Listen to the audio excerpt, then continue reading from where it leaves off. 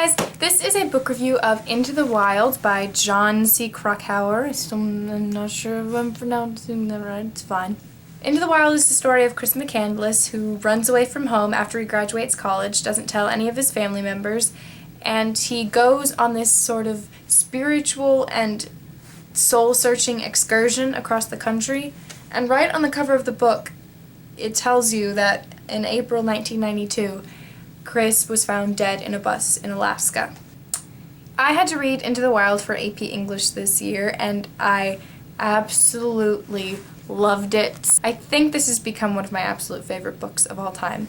So the story is told through a series of interviews with people who knew Chris and who met him along the way, and it tells the story through the eyes of the people Chris met, and also through journals that he wrote and things he wrote in the passages of his books and passages that he underlined and highlighted. One of the fascinating things about this book is that it's not written in chronological order.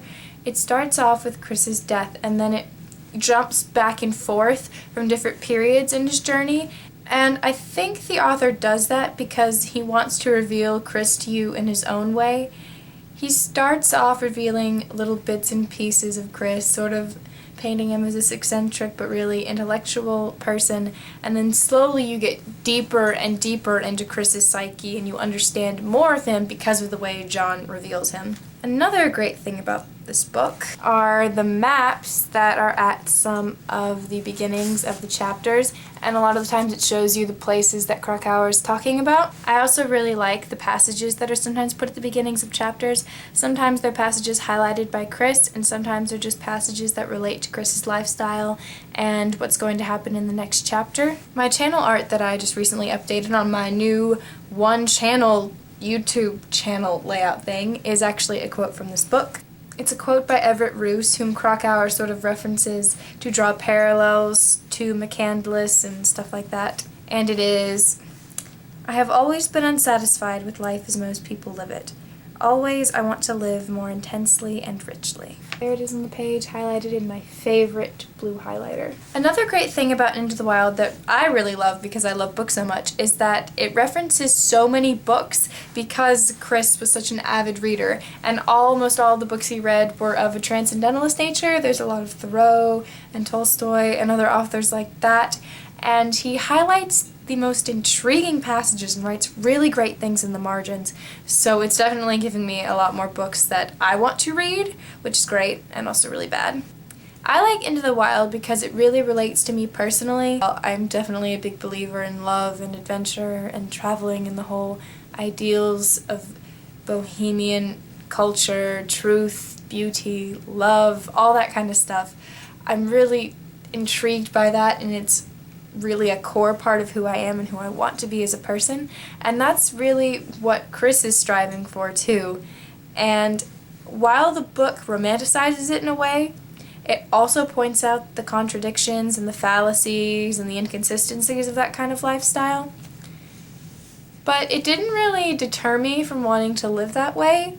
It more opened my eyes to wanting to live a transcendentalist kind of lifestyle in a different form and in the way that I see best fit, while still being a functioning member of society and a person who interacts with others in a positive and healthy way.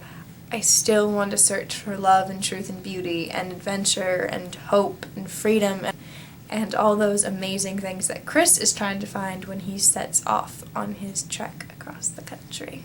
Into the Wild is one of those books that you probably are going to have an extreme reaction to. You're either going to relate to it on a very deep and personal level like I did, or you're going to absolutely hate the main character and everything he stands for, because some people think he's just a big idiot. Chris isn't exactly trained to handle the type of situations he puts himself in. Some people think he doesn't exactly got what he deserved when he went into Alaska, but that he shouldn't have expected it to be that easy because it's Alaska and it's the wilderness and Chris goes out unprepared because he wants to be unprepared. He doesn't do it because he's ignorant. He's delighted by the prospect of a challenge, which I think is a really beautiful thing. We watched the movie in AP English, and I really enjoyed it a lot. It definitely captures the spirit of the book. While watching the movie, I felt the exact same way I did when I was reading the book.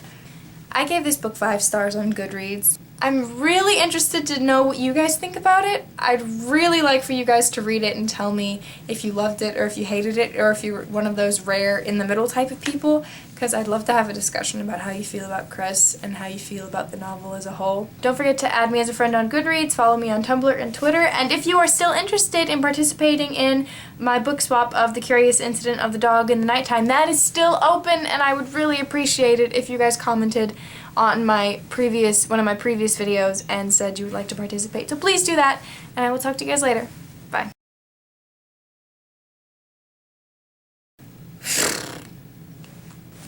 I had to read this book for AP English this year. My ears are sticking out again because they're really big. It's the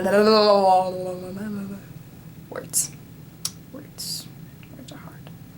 And he just goes off and tries to live, and sometimes he doesn't. And it definitely captured the spirit of the book that I found in here.